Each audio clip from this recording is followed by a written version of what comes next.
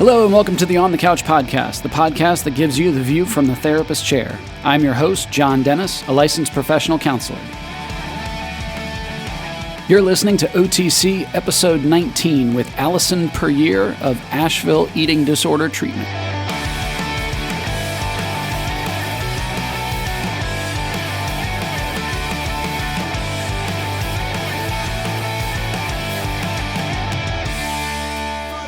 Good morning. It is a beautiful day here in Lancaster. It's pretty sunny out, pretty nice. We're working our way through May here, on into summer. I think the kids have, 12 days left of school or something like that at this point. But I'm glad you guys are here joining me again. I've kind of resigned myself to the fact that I'm often sort of the grim reaper of counseling and trainings and podcast topics. So a lot of times I'm dealing with some pretty nasty stuff. Done trainings on human trafficking and talking about suicide awareness. And today's topic is not too much different in that we're going to be talking about eating disorders, and this is a topic that I don't work in treating eating disorders, not because I don't think it's necessary. It definitely is. I know that it requires very specific training, and that's not an area that I have moved into in my counseling niche, and so I was really looking forward to sitting down with Allison Puryear and just talking with her about this. I really wanted to find somebody that, is very knowledgeable and has the training, the certification, and is really able to put it into terms that everybody's able to connect with. So in terms of eating disorders and statistics, it's such a prevalent thing. I'm fairly certain we're all connected to somebody that has either struggled with official eating disorder in terms of diagnosis and symptoms, or just traits of it. But in terms of statistics, the National Association for Anorexia Nervosa and Associated Disorders, they actually quote that at least 30 million people, across ages, genders, suffer from an eating disorder in the U.S. And they actually talk about, 13% of women over 50 engage in some type of eating disorder behavior. And it's just so mind-blowing, our culture and the way that people treat mental health struggles and especially substance abuse and anxieties. Eating disorder is very similar. Allison talks in the interview about how eating disorders are the one disorder that people joke about wishing that they had.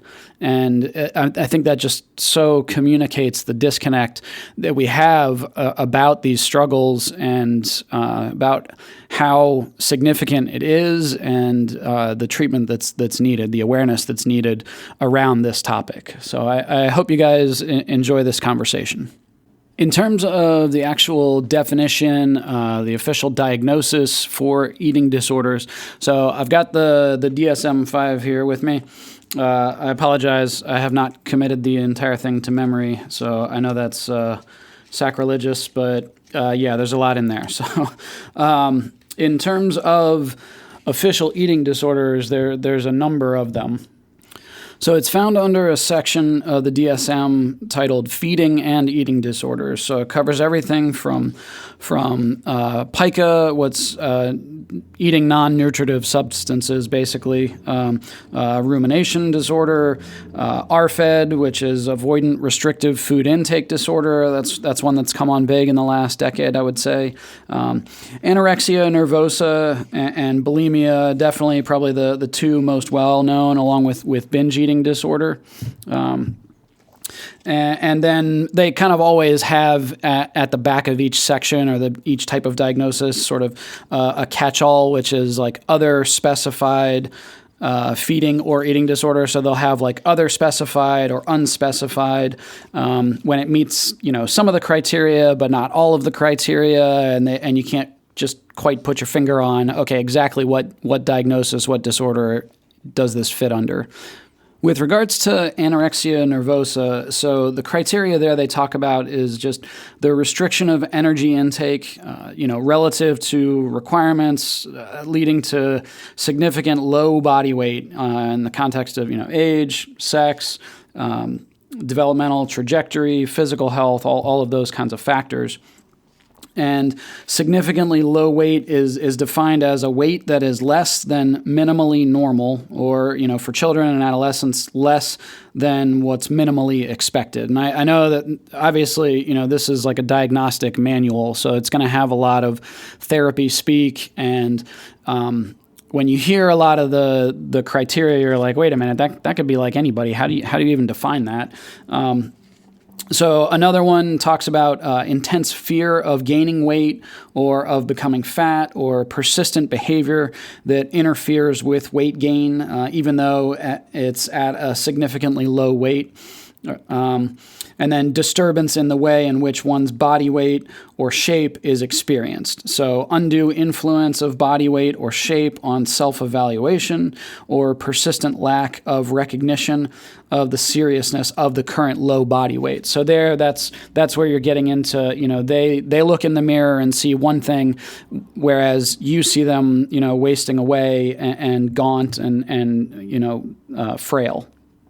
Within that diagnosis, there's two different types. There's restricting type, and then there's the binge eating, purging type. So with restricting, that's where they're not engaging in binge eating or purging.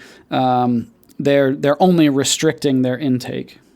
Whereas the binge eating, purging type is it has a timestamp of during the last 3 months, the person has engaged in recurrent episodes of the binge eating or purging behavior. So that's with the self-induced vomiting or the misuse of laxatives, diuretics, enemas, things like that.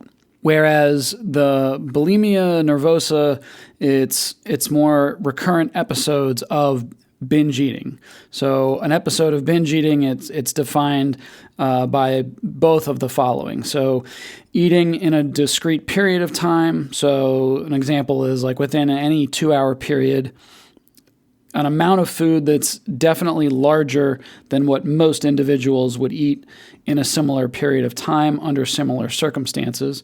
And then the second is a sense of lack of control over eating during that episode. So a feeling that you can't stop eating or control what or how much you're eating.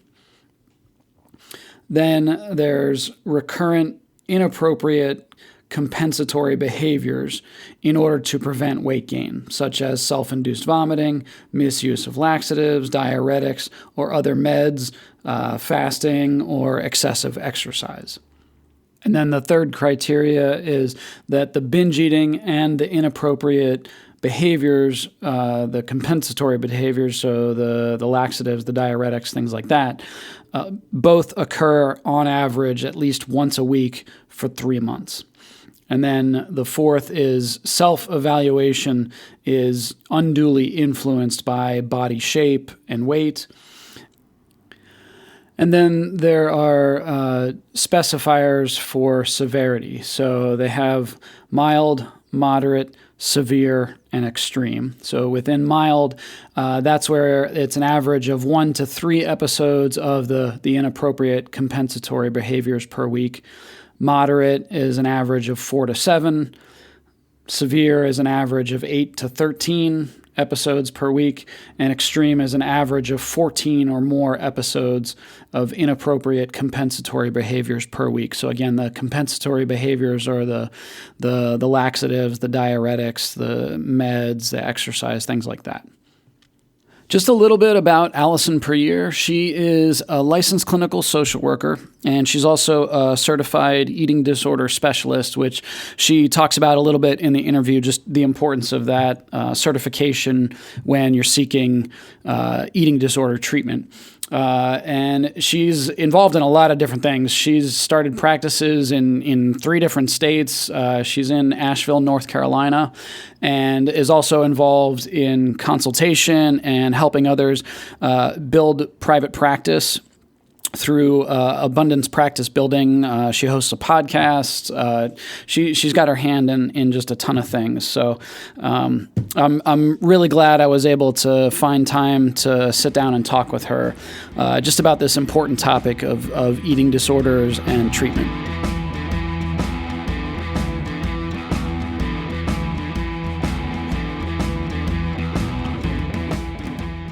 Well, Allison, welcome to the On the Couch podcast. Thank you so much for being generous with your time and just being willing to be on. Yeah, absolutely. Thanks for having me. So I always start off, sort of the usual. Tell us about yourself, give us your background. Yeah. So I am a therapist. I've been a therapist for, I can't do math, since 2004 is when I finished my graduate degree, like long enough that it's too much math. So I've been a therapist, I guess that's 15 years, probably. And that, sure. Yeah, we'll go with it. Not all therapists are good at math. I'm an LCSW. I'm also a certified eating disorder specialist.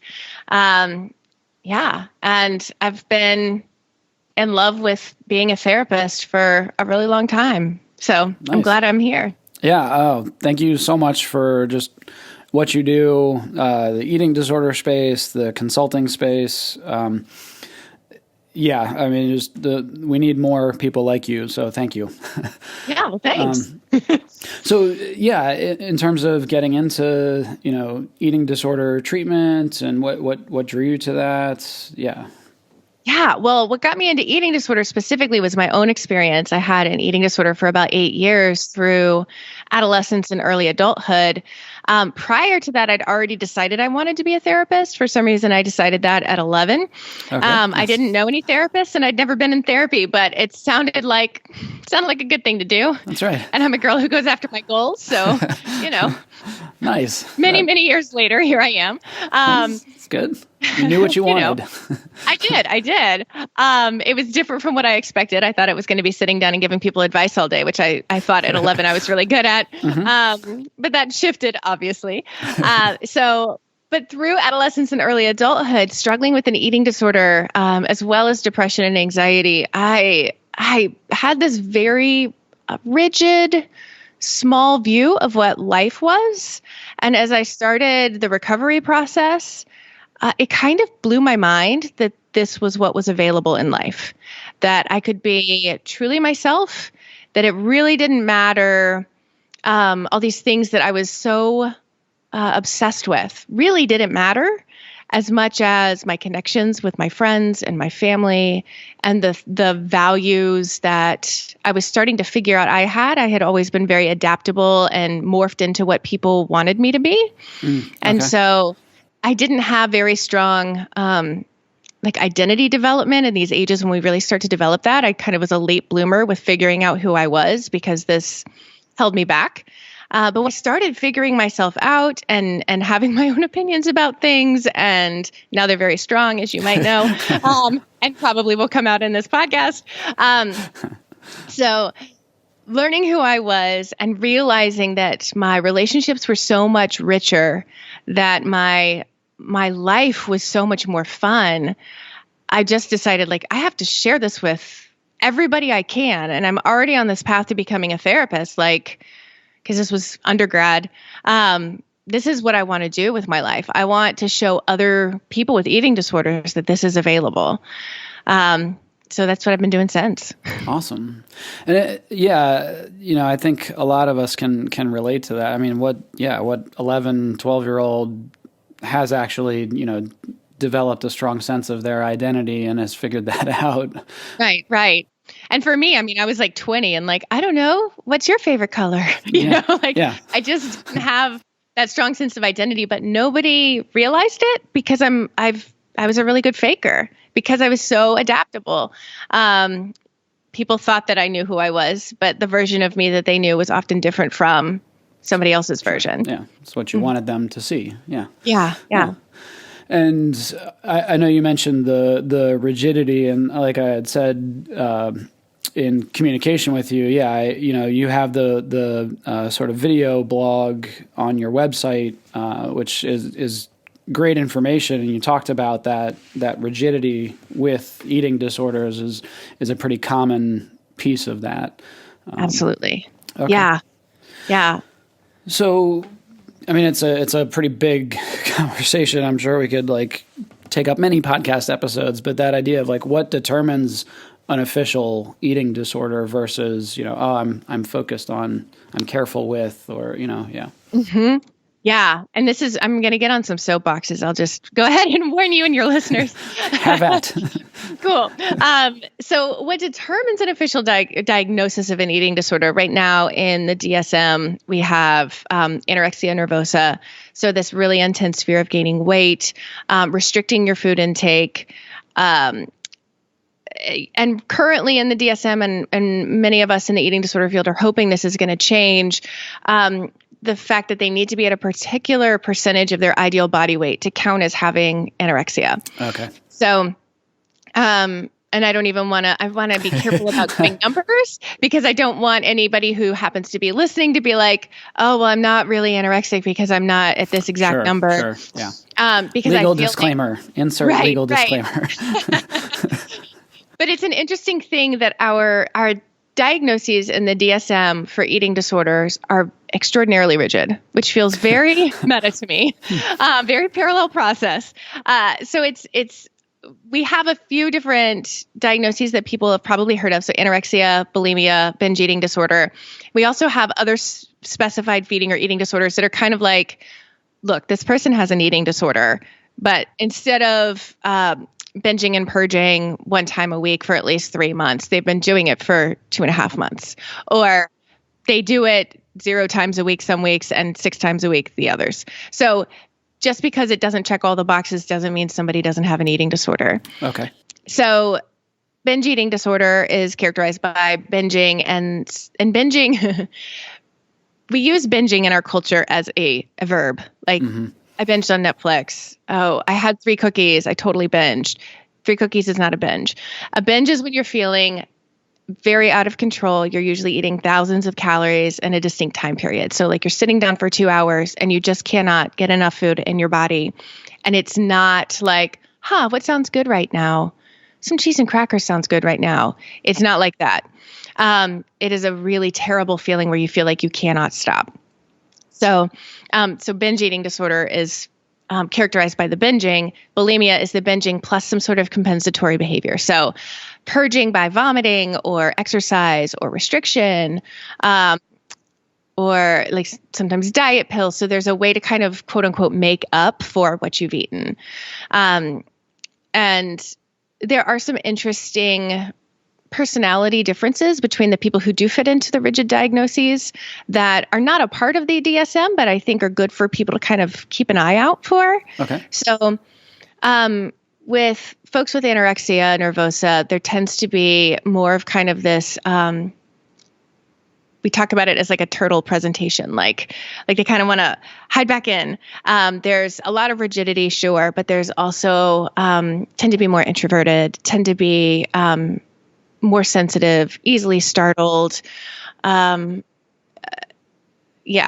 are a lot of soapboxes I can get on. Whereas a lot of our folks with bulimia and binge eating disorder tend towards, and this is all tend towards, it's not set in stone. Characterized by, tend towards having a lot bigger emotions that they don't know what to do with, right?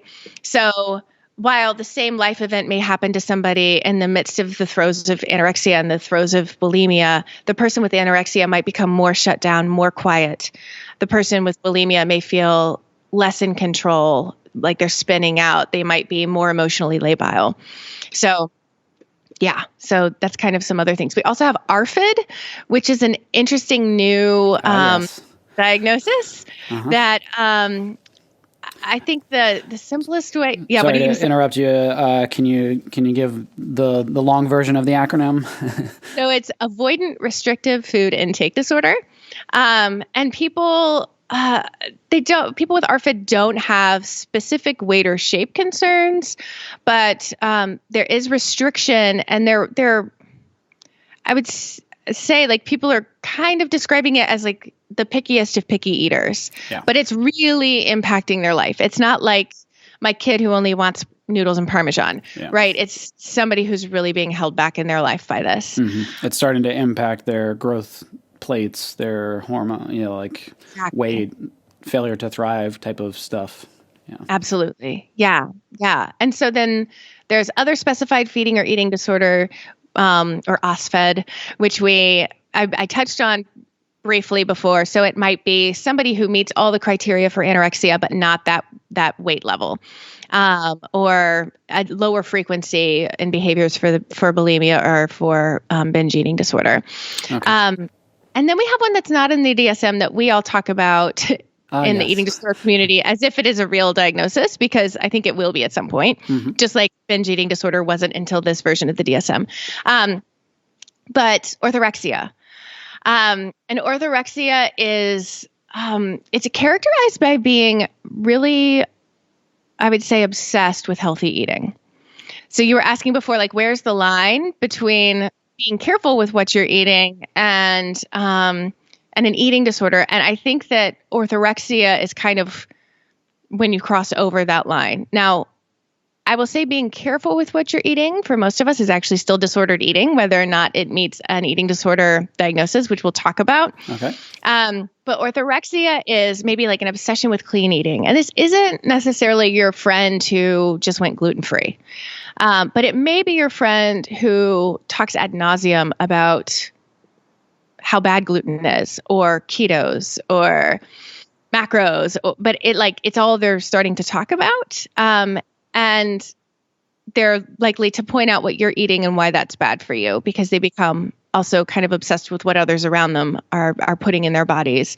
And so I like to think of the descriptors as the quality, with quotation marks, as the quality of your food increases, the quality of your life decreases. That's when we're shifting into orthorexia. So I've treated a client who went so far as not bathing in her own home and only going to her friend's house to bathe because her friend had well water and she didn't want to bathe in the dirty city water. Because it had, right. Or maybe an enabling one. Yes. But it had expanded beyond just the food to start to kind of take over other pieces of her life. And I'm glad that you brought that up, because in the supervision I do with the counselors that work for us, a lot of times, I'm talking about obsessive compulsive disorder and how that can migrate. It starts here and then migrates over into these other areas, like you were saying, with the well water and things like that. And with the orthorexia, a lot of times I describe it almost like, you have that like person in your life that you're coming to vent to them and somehow they make it all about them. Like they keep talking about themselves. They do that with clean eating and, like you were saying, the ketos, the gluten, or, whatever it is they're on. Mm-hmm. Okay. Yeah. And that tends to get more and more restrictive over time for these folks. Like it might start off with just gluten and then it becomes, the vegan plus paleo. Yeah. It's got a really cool name. And I'm like, I hate that this, like, it's like a perfect blend of the two that I can't do in my head right now. Yeah. And then it's like they'll only change the local, name tomorrow. So only in season, and it just gets smaller and smaller and smaller and more rigid. Yeah. Well, and I'm sure our listeners are, they're probably like, oh my gosh, I'm self-diagnosing as I'm listening to this. And, right. And also so we've pretty much just described all of like the fitness space on Pinterest. We've just, everyone over at Beachbody, everyone, so yeah, how do you, can you kind of speak to that a little bit? Yeah. Yeah. And so when we think about like best practices in eating disorder treatment, they blend into kind of best practices for human beings. So there are three really important facets to that, or maybe two, and they all blend together. Mm-hmm. But one of them is that all food is good food. Like unless it's rotten, or you're allergic to it, like legitimately allergic to it, Yeah. All food is good food. Yeah. If you actually have the gluten intolerance. Right. Then it's a problem. Yes. But kale is not better than Oreos, which is really a scary statement for most people to take in and acknowledge. Some more so than others. Right. But we're in a culture where we're not allowed to promote Oreos. Like, what is this woman doing with this obesity epidemic? Why is she talking about Oreos are good? Mm-hmm. And I mean, not to get on the longest soapbox because we could take 4 hours about how what the research actually shows about the we're going Joe Rogan. All right. Right. Yeah, we're not going to go that far. But the obesity epidemic doesn't actually exist in the way that we're all being sold that it does. But we'll back up and not go down that road. Some things for the we'll show tease another episode with that one. Right. But two movements that are really big in eating disorder treatment that are really good for every single person who owns a body is intuitive eating, which is written. There's a book by Tribole and Rush called Intuitive Eating, and it is all about how ultimately, like, our bodies let us know everything we need to know about food, and we need to get our brains out of it. Okay. So, like, if I'm hungry, I can tune in, and this takes some practice because most of us since childhood have been controlling and not listening. But our body will tell us, like, do I want something warm or cold? Do I want it crunchy? Do I want it salty or sweet? Like, our bodies will lead us down the path if we listen. And it's really just a practice of listening to your body, and it will tell you exactly what you need, and it will get your weight exactly where it is supposed to be per your body, which is not necessarily going to match any chart at a doctor's office. What's truly healthy for your specific body. And it is terrifying and freeing for people when they first start down this path of intuitive eating, that if there are no rules, and most of my clients love rules. I mean, like, we love the Barney Fife. Yeah. Yeah. And I mean, that's part of that rigidity and some of the OC behavior that goes along with the way that we do food in our culture. Mm-hmm. There are a lot of rules. So intuitive eating is a huge, very important piece of eating disorder treatment. Well, and off of some of the videos with you and Elaine that I had watched, a lot of it reminds me of that sort of mindfulness that, it's not good, it's not bad, you don't have to label it, it's just hold space for it and pay attention to what you're feeling and, like you were saying, what your body is telling you if you learn to tune into that. Is that accurate? Yeah, absolutely. Okay. Yeah. And it takes so much practice. I mean, so much practice for even somebody without an eating disorder to listen to their own hunger and satiety cues and what they're actually interested in or craving. Mm-hmm. And that it's also okay if you're imperfect. Like, it is okay to eat if you're knowing that you're stress eating, like, okay, welcome to the human race. Everybody stress eats sometimes. And, as long as it's not getting to a point where it's interfering with your life, that's just part of being a person. This is a form of pleasure that we have. And sometimes when we're in pain, we want some pleasure. Makes sense. Mm-hmm. So intuitive eating is a really important piece. And health at every size, which we also often call HAES, Haes, by Linda Bacon, which is the best last name of an eating disorder researcher ever. So health at every size is this really important movement. Linda Bacon has done this amazing research.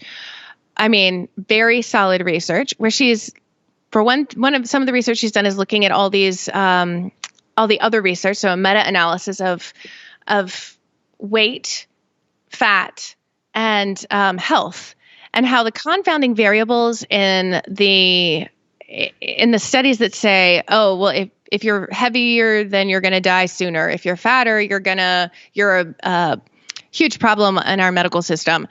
It's actually the confounding variable for all of them is socioeconomic status.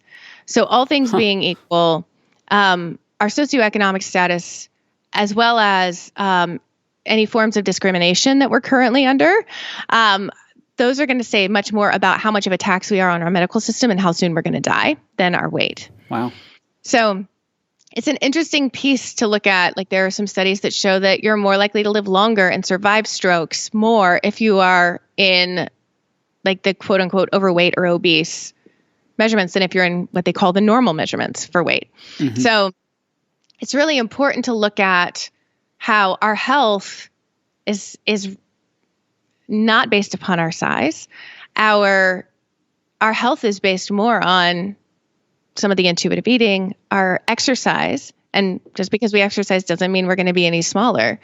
So it's really beautifully written. It's very affirming. And there's also this piece of, let's say our weight did determine our health and we decided that we did want to lose weight. There is no single diet out there that shows long-term results. In fact, every single diet is more likely to make all of us weigh more over the course of a few years. So like, even if it was true that thinner is better, there's still no treatment for that.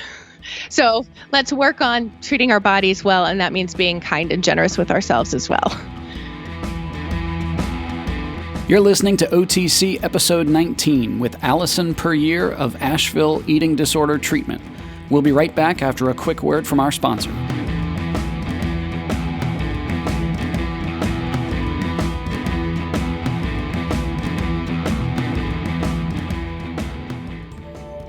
Life is hard, but Parenting and Family Solutions is here to help. Our board-certified counselors are easy to talk to and offer a safe, encouraging environment to help you with your unique needs. We specialize in helping clients of all ages deal with depression, anxiety, marriage issues, screen addiction, and ADHD, just to name a few. We now have daytime and evening appointments available in Harrisburg and Lancaster and accept most major insurance plans.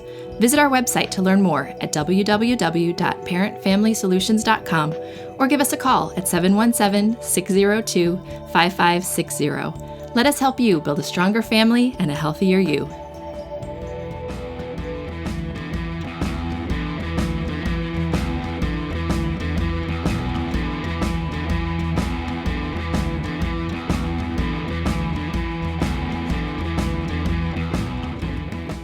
So we're starting to get into it, but what are some of the myths that you've found around, just the eating disorders? Yeah. How much time do you have? There's a lot. Yes. I can think of a couple, but yeah. One is that if you have an eating disorder, it's physically apparent. That everybody with an eating disorder is either incredibly emaciated or very, very fat. And I should also put like an asterisk with the word fat. When I say fat, I don't mean it in the kind of loaded derogatory way that people in our culture use the word fat. There's a, I would say most people in the eating disorder world use fat as a descriptor like brunette. Like, there's no shame in fat. Like, there's no shame in brunette. Right, exactly. I hope not.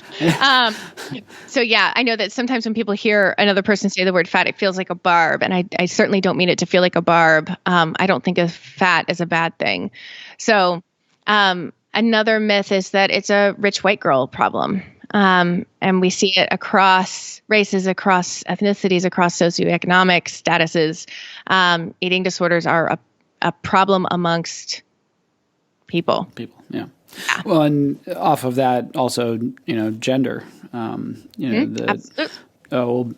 don't struggle with that. Men don't struggle with that, and they do so many ways. Yeah. There are standards for men's beauty as well. I mean, you think about like Brad Pitt in Fight Club, right? That's an often such a good movie. It's such a good movie. But I hear men bring up Brad Pitt in Fight Club more than any other. And I actually heard about it like on a podcast. One of the hosts was talking about Brad Pitt in Fight Club. I prefer Snatch, but that's, covered in tattoos and ripped. Right?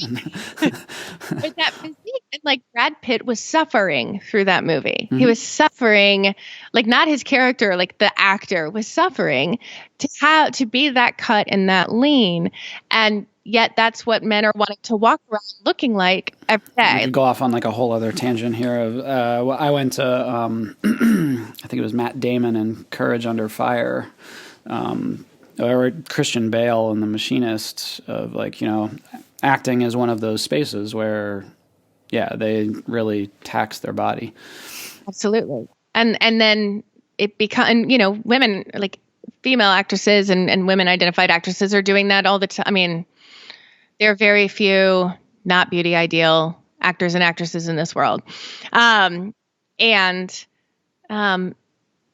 We're, as a culture, latching onto them as what we should all be trying to look like, when it's not like they're the healthiest version of themselves. And so for us to try to force our physiques into that, or want our physiques to do that when most of them will not, sets us up for feeling terrible about ourselves, because we're aiming for something that wasn't really very reachable for that person who might genetically be closer to it than us. So, yeah. Well, and some of the other myths that I want to at least touch on of, you think of similar to self-injury and cutting, like, oh, well, you must have been sexually abused. You must have, everyone that has an eating disorder has had that happen. Right. And it is highly correlated, but it's certainly not predictive. It's not one for one. Yeah, it's not. And there are plenty of other reasons that, and I think this kind of ties into another myth that gets to me, is the idea that, like, with enough willpower, anybody can be anorexic. But there's a high level of heritability in eating disorders, and there really needs to be a perfect storm of nature and nurture for I would say anorexia or bulimia to, and potentially even binge eating disorder, though I haven't seen the research on this. There's so much you're doing that's against your body's natural drive to get what it needs, that often your body will override. So you see this whether you're dieting or you have an eating disorder. If you're restricting during the day, the vast majority of people are going to overeat at night, right? Yeah. Like, all of a sudden the food's there, it happens. Yep. And that's because your body is taking control. It's like, screw this, you are not doing your job in feeding me.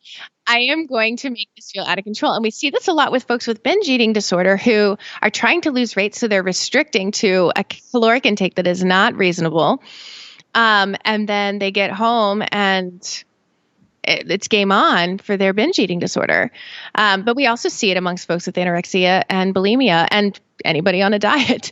So sometimes the best thing you can do if you are overeating or binging at night is to make sure you're getting your body what it needs during the day. And all of a sudden, the more physical or biological pull to do that diminishes, and maybe the emotional pull to do it remains.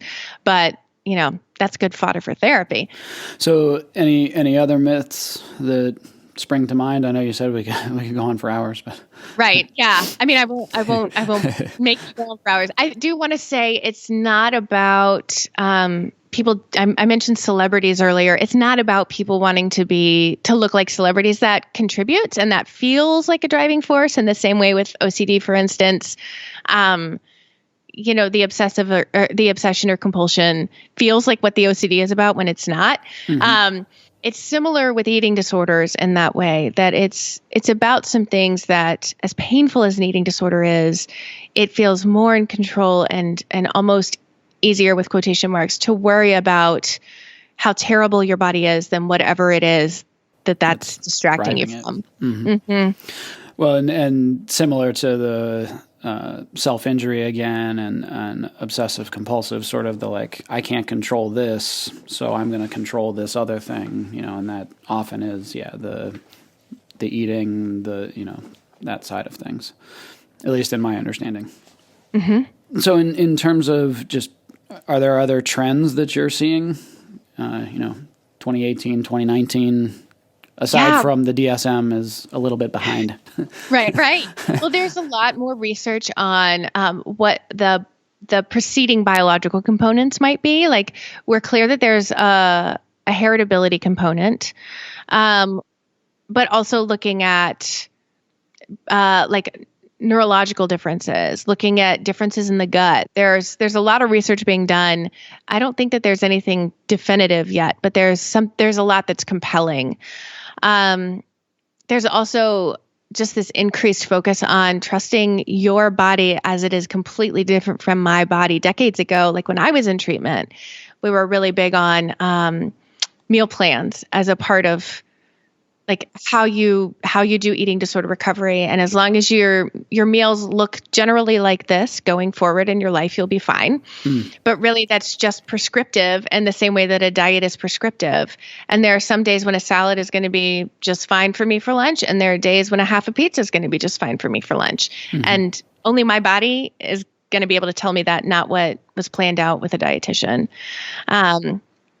So I would say there's also increased research and attention on like the intersectional feminist view of eating disorders. I feel like white feminism has been alive and well in eating disorder treatment for a really long time, but that has excluded a lot of people of color, trans clients. Like we used to have the slogan of like all bodies are good bodies, but for a trans client, that's not true for them. And it feels like it further separates them from the kind of support they need. And so in terms of kind of getting back into the treatment end of things, okay, you have someone in your life, maybe not yourself, you're a parent with a child or a loved one that you think maybe they have an eating disorder. What do you do then? Because I would imagine a lot of people don't handle that well. Yeah. So I'm going to say something really scary. And for anybody who's in the position you're talking about, I don't want this to freak you out, but I'm saying it because I guess because I want you to really listen to what I say next. Yes. So eating disorders kill more people than any other mental illness. And it's not always the person who has gotten down to 73 pounds. When I worked at a treatment facility, I had somebody who was my exact height and weight who was purging, and her magnesium got all out of whack, which throws everything else out of whack, and she died. Wow. So, this is scary stuff, and it needs to be addressed as soon as possible. So if you even have an inkling that your kid has an eating disorder, I want you to find a specialist. As you can attest, therapists are not trained in this in grad school. They might have gone over what an eating disorder is. Treatment is not taught in graduate school. So most therapists don't know what they're doing with eating disorders. And possibly my biggest pet peeve, and what I rail against in my consulting work, is like checking all the boxes of like a Psychology Today profile of what you treat, right? Okay. So if you're looking for somebody to treat your loved one's eating disorder, if they have checked 10 boxes, they don't know what they're doing with eating disorders unless all that they talk about is eating disorders in their snake profile. Oil and stay away from them. Right. Okay. And they mean well. They just don't know what they don't know. Well, and it sounds like you're saying like you want somebody who specializes in, Yes. like if you go to Allison's website where it's, Asheville eating disorder. Yeah. So it's the AllisonPuryear.com, but it's like Asheville eating disorder treatment. Like it's specific. Everything on my eating disorder screams, or on my website screams eating disorders. So you want somebody who's only talking about one or two things, one of those being eating disorders when you're looking for someone. If they have the letters CEDS or CEDSS on their profile or website, that means they have gone through a very rigorous process of becoming certified in eating disorders. Yes. So the CEDS stands for Certified Eating Disorder Specialist. Yes. Okay. Yes. And that's there aren't a ton of us. So if there's not one in your city, that's all right. Just look for a person who's talking almost exclusively about eating disorders. You also need an eating disorder dietitian, which is a different kind of dietitian than whoever you might find on Google. They also need to be talking exclusively. And if it's a teenager that lives with you, you're probably going to want to find somebody who does family-based treatment. And that's a specific thing, like FBT for eating disorders is not just a family therapist. And they will help you help your kid. So, and if it's a, sorry, go back to FBT. What's the long version? Family-based treatment. Oh, okay. Or family-based therapy. For some reason I was thinking food, like food body. Like cognitive behavioral therapy. It's like, right. Yeah. So FBT is this really fascinating modality that the research is off the charts. It's like nothing we've seen in eating disorder treatment, and you can really only do it with somebody who's living with you, where you're in charge of them. So It's best for adolescents, and it is almost the opposite tack that we take with our adults, which is a really interesting piece too. Okay. So yeah. And I would probably throw in there, with just about anything else, that idea of like primary versus secondary trauma, and the idea of like when you're talking with that loved one about it, you don't want to shame them, you don't want to minimize it, you don't want to make fun of it, you really want to try to tread as gently as you can, but like you were saying, get them the help that they need. Yeah. And I think like, if it's like, I see this in partnerships when clients come in, like the partner has tried to be the food police. They've tried to cajole. They've tried everything to try to get their partner to eat in the way that they think their partner should be eating to be healthy. And first, let's not assume that we know what's healthy, because most of us are a little bit messed up. Unless you have those initials after your name. Right. But even some of us, we have to remind ourselves because we're surrounded by it too. But I think that there's it's so important to get help, both for the person who's struggling and often for the loved ones, because it is so powerless to watch the person you love do things that are self-destructive, with something that like they have to engage with multiple times a day. Yeah. Well, and I was going to throw in there at least my understanding, this may be from way back, of sort of the tagline with eating disorders that, the only addiction you have to feed 3 times a day, that like right. you have to eat. It's very different from a lot of other, disorders or addictions or, things like that. Yeah. Yeah. And the beautiful thing is it's different from addiction also in the way that you can fully recover. Like I'm 20 something years out from when I had my eating disorder, and I have no guilt, no shame, no worries about food. Like there are things I don't absolutely love about my body, but like my body's pretty awesome. It does a lot of great things. It doesn't look half bad. That works for me in a way that when, 20 years ago, it took up so much of my brain space and so much of my concern. And that piece, like I'd love for people to, if they wouldn't mind closing their eyes if they're not driving. But to imagine putting yourself in the shoes of somebody who has an eating disorder where like every cell of your body is screaming that it's going to be the end of all of your goals and your hopes and your dreams, and you're going to lose your worth with every single bite of food that you take. Wow. That's not for the faint of heart. No, that's pretty powerful. Or sitting with this incredible urge to binge and or purge, with all of the intense feelings and guilt and shame about having eaten something that you feel like you shouldn't have, or an amount you feel like you shouldn't have. And you feel like you're drowning in all of these cravings and also all the hard things that you need to face that are underlying them, and having to do all of that multiple times a day. It is so hard. Gosh. So in terms of treatment, how do you know when it's, okay, we're beyond outpatient and it's time for inpatient, it's time for a treatment facility? I think most of us tend to go least restrictive first because we want to, most people aren't like, just throw me in the hospital. Yeah. So we try least restrictive first. So I would go to an intake with an outpatient specialist or somebody who has a lot of experience in eating disorders, and have them make that determination. Often it has to do with the frequency of the behaviors, or the potential medical danger the person is in, or some of the underlying issues that might make it particularly hard for somebody to get a real foothold in recovery, that they might need to be removed from their environment. I see this a lot amongst, like, that piece happens a lot when somebody's maybe living in a sorority house where eating disorders are rampant. And that's not to say all sorority houses are like that, but there are some, when I worked in college mental health, where like it was almost common to have an eating disorder in some of the sororities, or if you're living in a family where everybody's got an eating disorder. Sometimes it is necessary to be able to get strong enough in your recovery to move forward, to get out of there.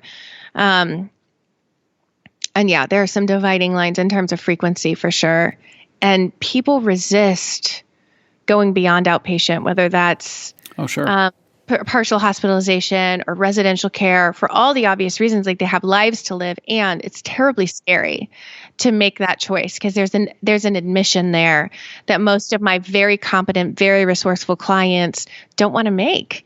And when it's recommended by somebody who knows what's going on, I would strongly suggest people follow that recommendation, because you're going to get so much farther, so much faster. Well, and that's a whole other soapbox detour that we could go down, of like the cost, the insurance, the bed space, all those things of, the landscape of mental health in America.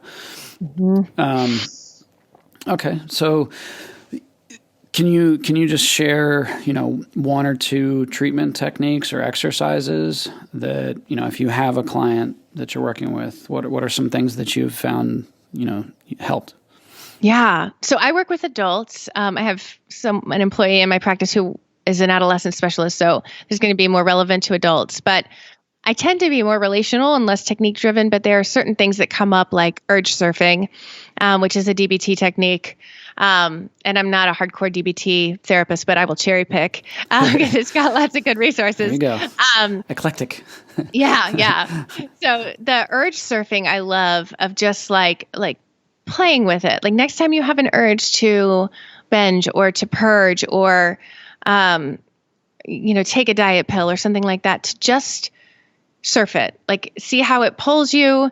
Notice how long it lasts, because usually there is a time limit to that urge being so intense. So we do some urge surfing. My clients and most people with eating disorders tend to be perfectionists who have a really hard time accepting or asking for help. They're the people who, right? Like, they look like they've got their stuff together, right? Like the younger version of me, they were great fakers. And so I'll sometimes have them play with that perfectionism and that desire to show up just right in other ways. So intentionally wearing mismatched socks, showing up less polished, being like with some of them, I'll be like, what would looking like a hot mess look like for you? Right? Because their version of hot mess is like significantly different from mine. Yes. Mine is like more legitimately hot mess. But it's still an incredible stretch for them, because so much of their worth is tied up in doing things right, however they define that. And so playing with it and helping to increase some of that cognitive flexibility, because we also see, with all this brain research that's being done, we do see that there's some, what's the word I'm looking for? Cognitive flexibility work, cognitive remediation. So some cognitive flexibility, some help with central coherence, like seeing that big picture, that's really important to stretch the brain so that more progress can be made sometimes in recovery. So we'll play with some of those things. And that can also just be as simple as, okay, you have this nightly routine that you do every night. What if you flip it and do it the opposite way? What if you brush your teeth before you put on your pajamas? That kind of thing.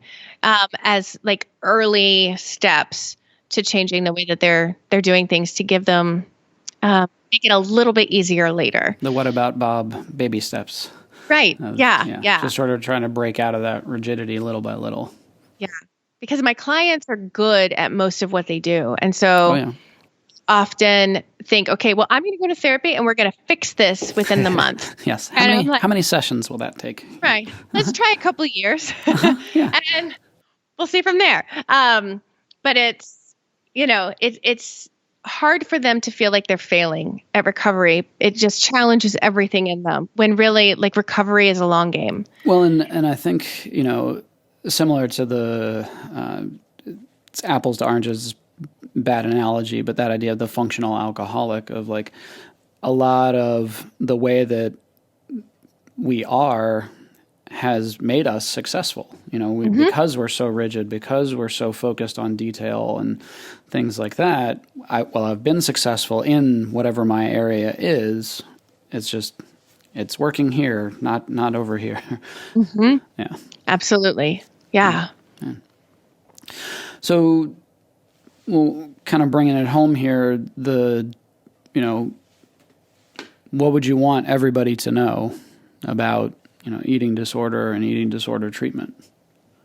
Well, I want everybody to know that full recovery is possible, because I found that the more we spread that message far and wide, the less daunting starting recovery sounds to people. That we live in a culture of disordered eating. It is the only mental illness I can think of where people joke about wanting it.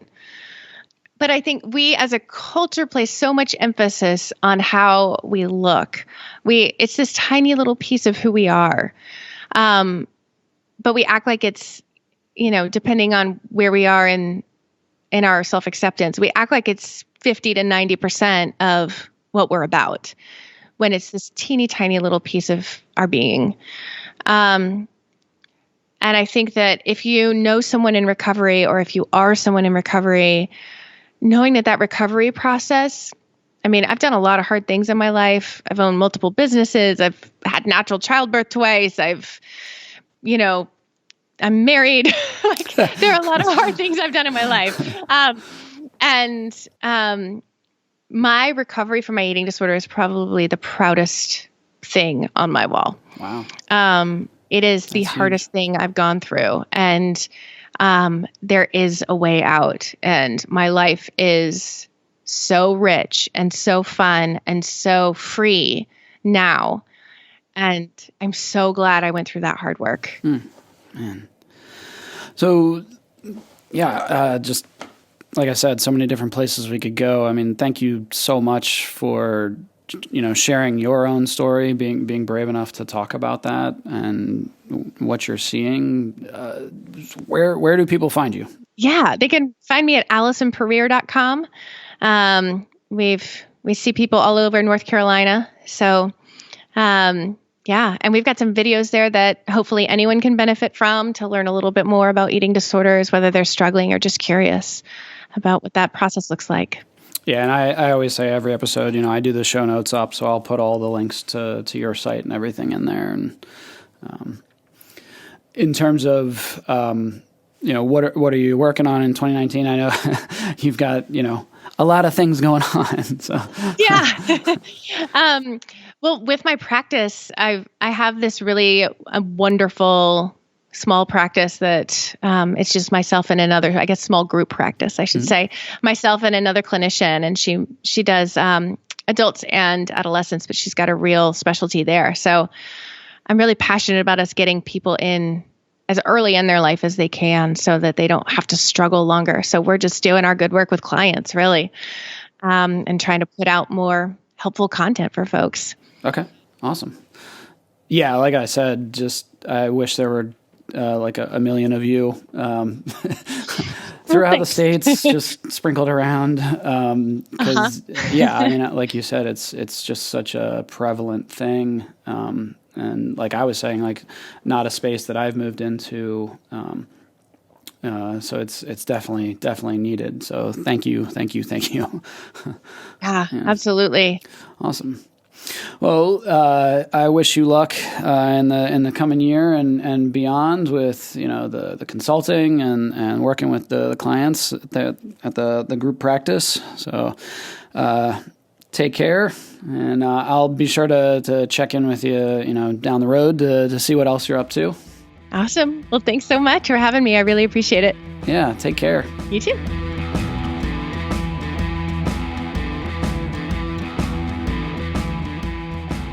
So that, ladies and gentlemen, was Allison Puryear.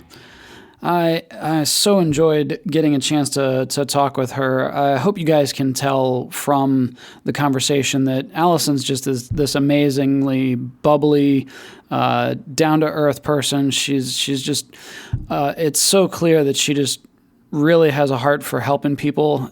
So I'm glad that I was able to share that conversation with you. And like I was saying, I mean, the topic of eating disorders, it's unfortunately it's something that doesn't get a lot of awareness. I think it's something a lot of people are scared of, and they don't exactly know how to address it or how to deal with it. Definitely, if you have any questions or concerns, Allison would be more than happy to communicate with you and try to steer you in the right direction for whatever part of the country or world you're in, and whatever questions you might have around the topic of eating disorders and treatment. So, thank you guys for checking in, and we will see you next episode. Next up, OTC episode 20. Where I'll be speaking with Clay Cockrell, founder of Walk and Talk Therapy. If you liked what you've heard on the podcast, please be sure to subscribe and review wherever you're catching this podcast at. You can check out any links and resources on our detailed show notes or other episodes that have been archived at www.parentfamilysolutions.com/podcast. If you want to catch up on what Parenting and Family Solutions is doing, be sure to follow us on any of your favorite social media apps. This is your host, John Dennis, saying good night. The author and host of this podcast is not engaged in a therapeutic relationship with the listener and cannot give counseling advice without a confidential appointment. Listeners should be sure to consult with a licensed therapist in their area or seek emergency medical attention if they are experiencing psychological difficulty. A special thanks to the Topsy Turvies for the show theme song. Their song, Like a Living Dead, can be found at topsyturvies.bandcamp.com. The bump interview track was the song 1973 by Bruno E. The author and host of this podcast is John Dennis. Special thanks to producer and editor Trevor Groff.